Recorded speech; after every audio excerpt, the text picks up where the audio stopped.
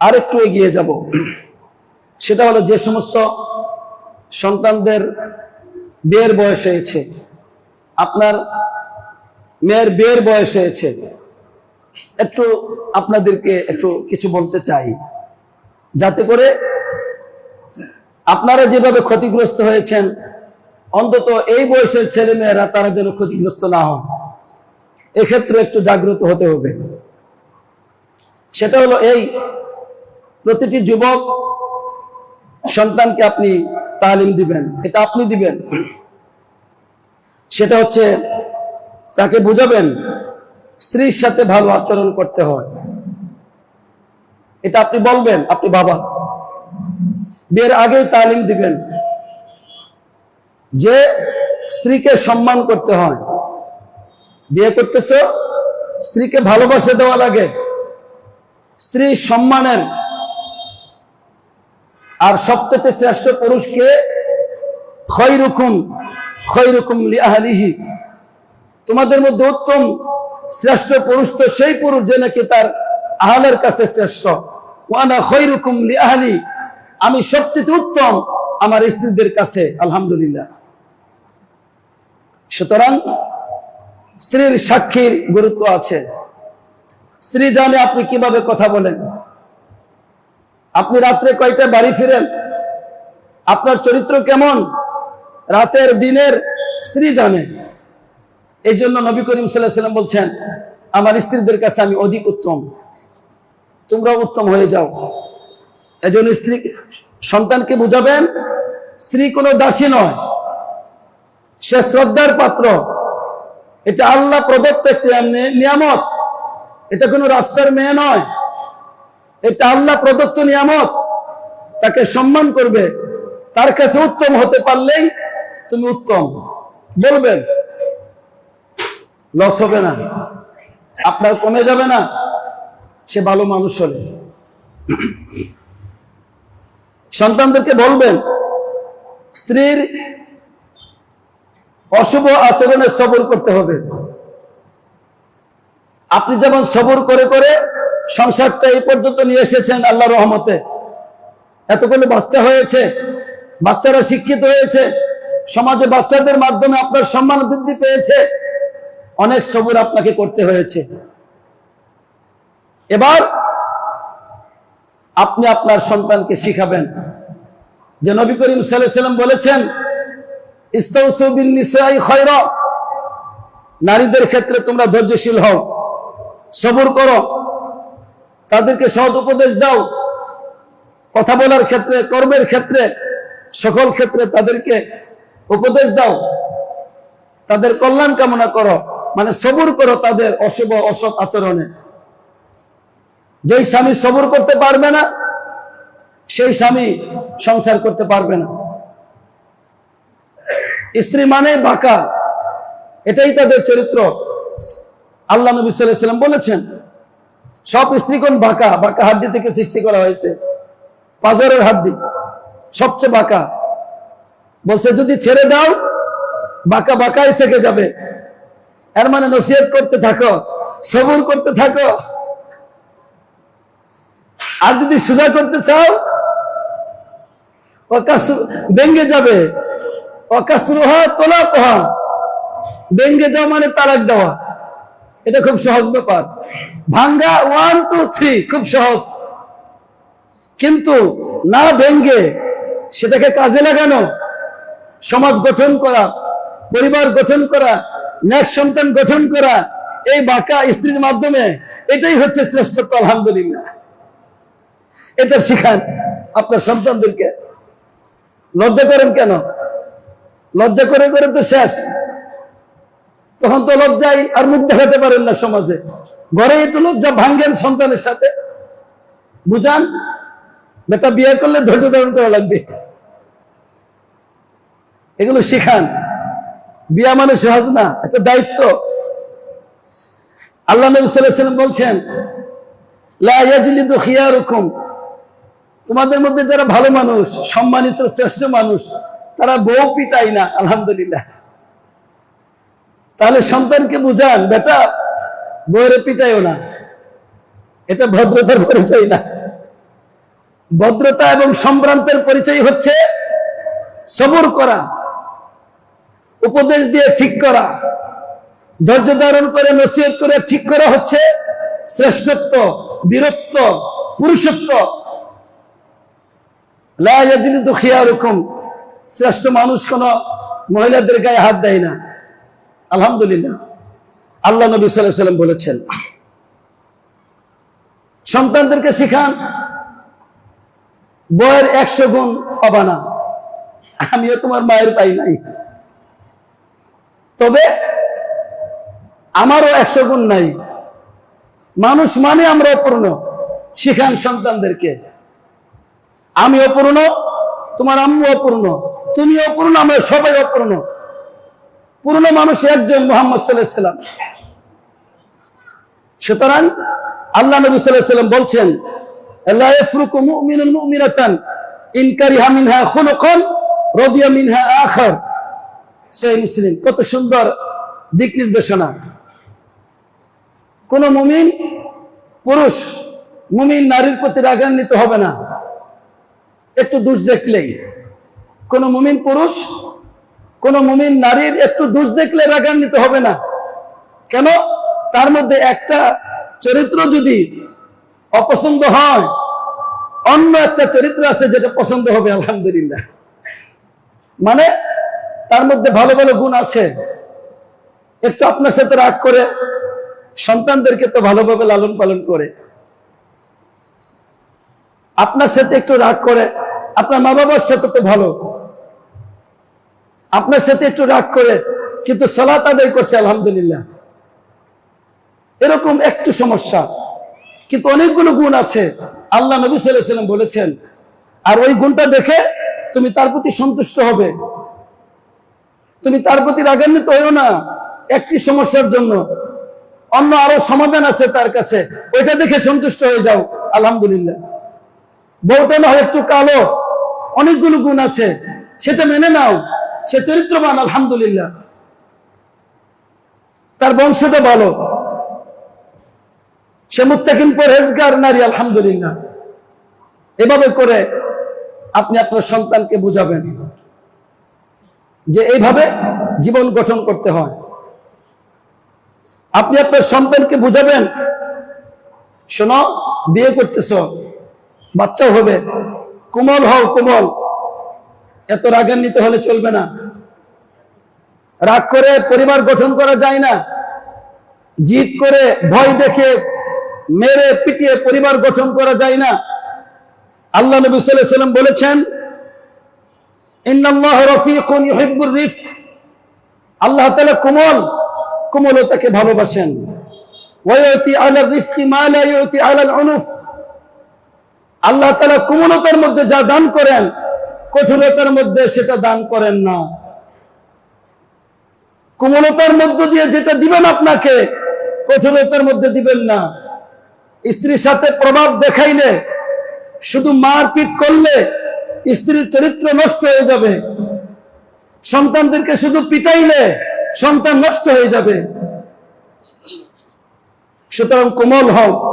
আপনি আপনার সন্তানদেরকে এভাবে, ছেলে যুবক ছেলেকে শিখাবেন। দ্বিতীয় খুতবায় মেয়েকে কি শিখাবেন সেই বিষয়ে আসতেছি ইনশাআল্লাহ। আসসালাতু ওয়াসসালামু আলা নবিয়িনা মুহাম্মদ ওয়া আলা আলিহি ওয়া সাহবিহি আজমাইন।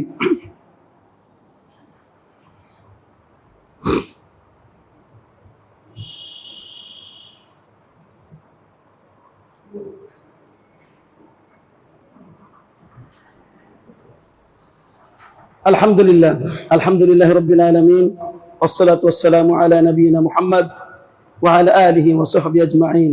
আম্মা বা'দ। আলহামদুলিল্লাহ, আপনার মেয়েকে দুটো দায়িত্ব শিখাবেন। দুটো। আপনার মেয়েটি নেক মেয়ে যদি চান, তাকে দুটো দায়িত্ব শিখাবেন। দুটো দায়িত্ব ছাড়া নেক কন্যা সন্তান হয় না। একটি হচ্ছে ফাসসালিহাতু কানিতাতুন। প্রথম গুণটি হচ্ছে নেক কন্যাদের। কানিতাত, আল্লাহর জন্য সর্বদাই আনুগত্যশীলা, আলহামদুলিল্লাহ, সর্বদাই 5 ওয়াক্ত সালাত শিখাবেন, কোরআন তেলাওয়াত শিখাবেন, আল্লাহর আনুগত্য করবে সর্বদা আপনার মেয়ে, এটা আপনি শিখাবেন। এটা হলো নেক কন্যা হওয়ার জন্য প্রথম শর্ত, আল্লাহর আনুগত্য করতে হবে, এটা আপনি শিখাবেন। 2, হাফিজাতুন লিল গায়বি বিমা হাফিজাল্লাহ, এটা স্বামীর অধিকারের ব্যাপারে বলা হয়েছে যে সে স্বামীর হক আদায় করবে। স্বামী অনুপস্থিত থাকলেও স্বামীর হক আদায় করবে, তার ইজ্জত নষ্ট করবে না, যাদের সাথে কথা বলে অপছন্দ করে কথা বলবে না, ধন সম্পত্তি সন্তান তার ইজ্জত সব হেফাজত করবে। এটা হলো স্বামীর হক, এটা আপনি শিখাবেন যে তুমি একদিক থেকে আল্লাহর গোলামি করবে, অপর দিকে তুমি তোমার স্বামীর অধিকার আদায় করবে, তাহলে তুমি নেককার নারী হতে পারবে, অন্যথায় নয়। আল্লাহ নবী সাল্লাল্লাহু আলাইহি ওয়াসাল্লাম জান্নাতের কথা বলেছেন, নারীগণ জান্নাতে যাবে, তবে সেখানে একটা শর্ত দিয়েছেন, স্বামীর হক আদায় করতে হবে। আল্লাহ নবী সাল্লাল্লাহু আলাইহি ওয়াসাল্লাম বলেছেন, ইযা সাল্লাতিল মারআতু খামসাহা, একজন নারী যখন 5 ওয়াক্ত সালাত আদায় করবে, ও সামাত শাহরাহা, রমজানের সিয়াম পালন করবে, ও হাসানাত ফারজাহা, তার লজ্জাস্থানকে হেফাজত করবে, ও আতাআত যাওজাহা, তার স্বামীর আনুগত্য করবে। দেখেন, সালাত, সিয়াম, লজ্জাস্থান হেফাজত, এখানে মুক্তি নয়, এখানে আপনার কন্যার মুক্তি নেই। শুধু নামাজি হয়ে মুক্তি পাবেন আপনার কন্যা সন্তান, বলে দিলাম। শুধু সিয়াম পালন করে মুক্তি পাবে না, শুধু চরিত্রবান হলে মুক্তি পাবে না। তার মুক্তি হচ্ছে স্বামীর আনুগত্য করতে হবে, স্বামীর আনুগত্য করতে হবে যেখানে কোনো পাপ নেই। আল্লাহর অবাধ্যতার কথা বললে মানবে না, বাকিটুক যা আদেশ করবে তা মানতে হবে। তখন ওই নারীকে বলা হয়, উদখুলিল জান্নাতা মিন আইয়ি আবওয়াবিল জান্নাতি শি'তি, জান্নাতের যে কোনো দরজা দিয়ে ইচ্ছা তুমি প্রবেশ করো। সুবহানাল্লাহ। তাহলে আপনার মেয়ে যদি জান্নাতি হোক আপনি চান, আপনার হে প্রতিটি পিতামাতাকে বলছি শুনুন, আপনার মেয়ে কন্যা সন্তান জান্নাতি হোক যদি চান, তাহলে তাদেরকে স্বামীর আনুগত্য শিখান, স্বামীর আনুগত্য শিখান, স্বামীর আনুগত্য শিখান। এই দায়িত্ব আপনার, এই দায়িত্ব আপনার। তাহলে জান্নাতি হতে পারবে, অন্যথায় জাহান্নামে যেতে হবে। স্বামীর অবাধ্য হয়ে নারীরা জাহান্নামী হয়, আল্লাহ নবী সাল্লাল্লাহু আলাইহি ওয়াসাল্লাম বলেছেন। এক নারীকে নবীজি জিজ্ঞাসা করলেন, তুমি কেমন, তোমার স্বামীর সাথে কিরকম? বলছি, ইয়া রাসূলুল্লাহ, আমি আমার সাধ্য অনুযায়ী সব চেষ্টা করি স্বামীর হক আদায় করার জন্য, তবে যেখানে আমি অক্ষম, পারি না, সেটা ভিন্ন কথা। বলছে, শোনো, ইন্নাহু জান্নাতুকি ওয়া নারুকি, শোনো তোমাকে বলছি, তোমার ওই স্বামী তোমার জন্য জান্নাত, ওই স্বামী তোমার জন্য জাহান্নাম। এত সহজ না। খেলাধুলার জন্য পরিবার দেওয়া হয়নি, খেল তামাশার জন্য যুবক যুবতী একত্রিত হয় না, স্বামী স্ত্রী বন্ধন খেলাধুলার জন্য নয়। এই মানুষগুলো, সমাজের মানুষগুলো খেলাধুলার জন্য নয়, পরিবার খেলাধুলার জন্য দেওয়া হয়নি। সুতরাং প্রতিটি মা বাপকে বলছে, শিখান, শিখান, শিখান আপনার কন্যাকে। এরপরে কিছু শিখান না, কোনদিন আপনার কথা মানলো না, কোনদিন বাবার কথা মানলো না। এই বেয়াদব মেয়েকে যখন আরেক ঘরে দেন, সেখানে গিয়ে সে স্বামীর সাথে উল্টাপাল্টা লাগিয়েছে, শ্বশুর শাশুড়ির সাথে সম্পর্ক নাই, এখন বলতেছে আমি এই জামাইয়ের ভাত খাবো না, জামাই ভালো না। জামাই ভালো না নাকি ওকে শিখান নাই, যোগ্য করে শিখান নাই? যদি যোগ্য হতো, আপনার কন্যা যদি যোগ্য হতো, এই স্বামী তার আনুগত্য করত, শ্বশুর শাশুড়ি তাকে ছেড়ে কিছু বুঝতো না। আপনার কন্যাকে যদি যোগ্য করে গঠন করতেন, ওই পুরো ফ্যামিলি আলহামদুলিল্লাহ, এই মেয়ের ভালোবাসায়, আপনার মেয়ের ভালোবাসায় পুরো ফ্যামিলি ঠিক হয়ে যেত আল্লাহর রহমতে আলহামদুলিল্লাহ।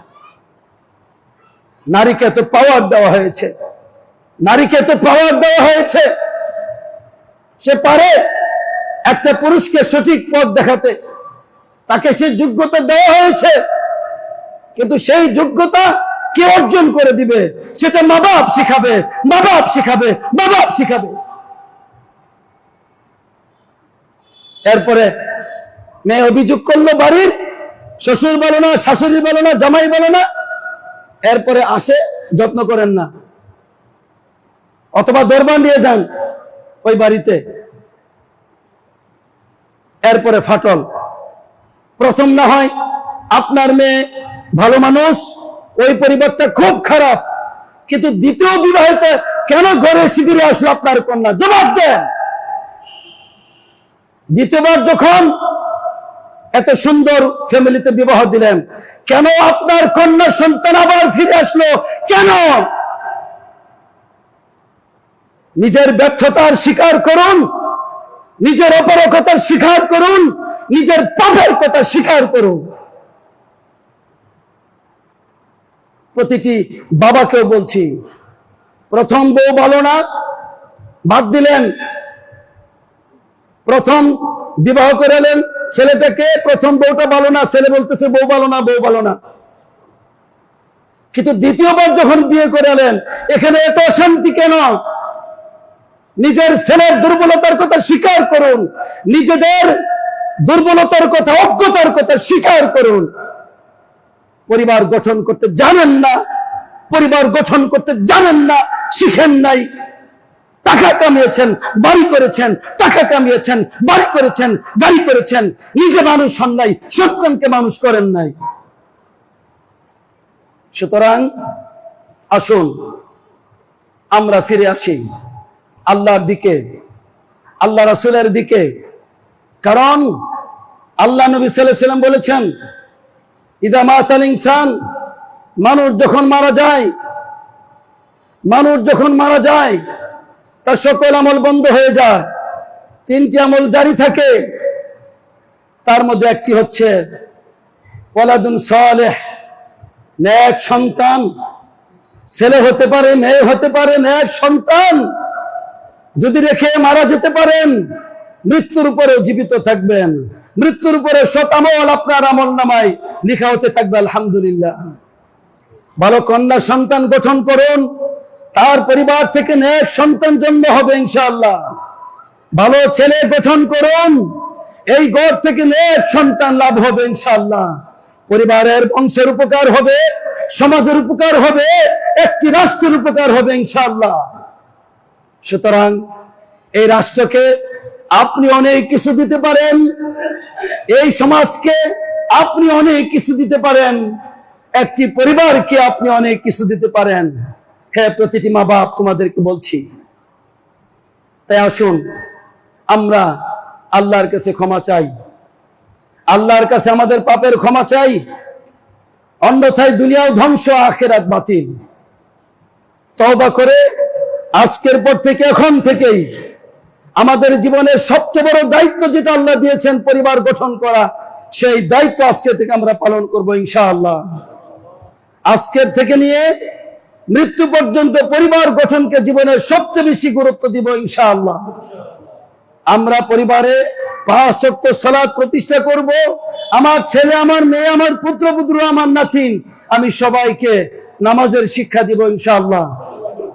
আপনি দেন এই পরিবার রেখে আপনি মারা যাবেন, আল্লাহ ওয়াদা দিয়েছেন আপনাকে আখিরাতে এই পরিবারের সাথে মিলিয়ে দিবেন। সুবহানাল্লাহ। আল্লাহ বলেছেন, আমি দায়িত্ব নিলাম, ওয়াল্লাযীনা আমানু ওয়াত্তাবা'আতহুম যুররিয়াতুহুম বিঈমানিন আলহাকনা বিহিম যুররিয়াতাহুম। আল্লাহ বলেছেন, আমি দায়িত্ব নিলাম, ঈমানদাররা যখন মৃত্যুবরণ করবে, চলে যাবে, তার পরবর্তীতে তার বংশধরদের মধ্যে যারা ঈমানদার, আলহাকনা বিহিম যুররিয়াতাহুম, তাদেরকে আমি একত্রিত করে মিলিয়ে দিব। সুবহানাল্লাহ। জান্নাতে একসাথে থাকতে পারবেন, পরিবারের সাথে একসাথে জান্নাতে থাকতে পারবেন। আল্লাহ দায়িত্ব নিয়েছেন। যদি পরিবারকে গঠন করেন, ছেলে হোক মেয়ে হোক গঠন করুন, ছেলে হোক মেয়ে হোক গঠন করুন। ছেলে মেয়ে ক্ষতিগ্রস্ত হয়েছে, জাতিনদেরকে গঠন করুন। এভাবে করে পরিবারকে গঠন করুন। এটাই শ্রেষ্ঠত্ব, এটাই সম্মান, এটাই বীরত্ব, এটাই সফলতা। আলহামদুলিল্লাহ। হে আল্লাহ, আমি আজকে যেই কথাগুলো আমি কাজীপাড়া জামে মসজিদের সম্মানিত মুসল্লিনে কেরাম এবং আমার প্রিয় মা ও বোনদেরকে যা বলতে পেরেছি, বলার তৌফিক তুমি দিয়েছ। আমি তোমার দিকে তাদেরকে ডেকেছি, তোমার নবীজির আদর্শের দিকে আমি তাদেরকে ডেকেছি। হে আল্লাহ, আমার এই খুতবাকে তুমি কবুল করো। হে আল্লাহ, এই খুতবাকে তুমি কবুল করো। এটা আমার জন্য, আমার প্রতিটি মুসলমান, তাদের জন্য, মুসল্লিদের জন্য, জীবনের জন্য পাথেয় হিসেবে আমাদের কাছে একটা স্থান পায়। আল্লাহ তুমি কবুল করো। সামনের জীবন যেন এই খুতবার উপর ভিত্তি করে আমরা গঠন করতে পারি, সেই তৌফিক তুমি আমাদেরকে দান করো। আমিন। হে আল্লাহ, এটি একটি সহিহ আকীদার মসজিদ, আল্লাহ তুমি কবুল করো। ঢাকা শহরের মতো জায়গায় কারাই মসজিদ নির্মাণ করলো, কারাই মাদ্রাসা নির্মাণ করলো।